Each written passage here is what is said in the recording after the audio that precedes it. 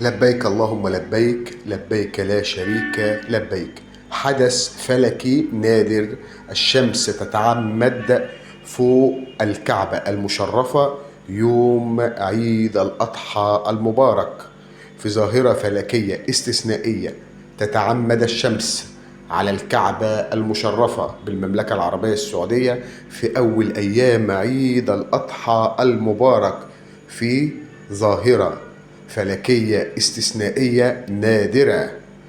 يعد الحدث ظهور هندسي سماوي نادر تجعل من الكعبة والشمس والحج في خط مستقيم. سبحان الرحمن الرحيم الذي علم الإنسان ما لم يعلم. سبحان الله. وتتعمد الشمس فوق الكعبة مرتين سنويا، يوم 27 مايو ويوم 15 يوليو، حيث يتمثل ميول الشمس، ويوم 27 تتوسط الشمس.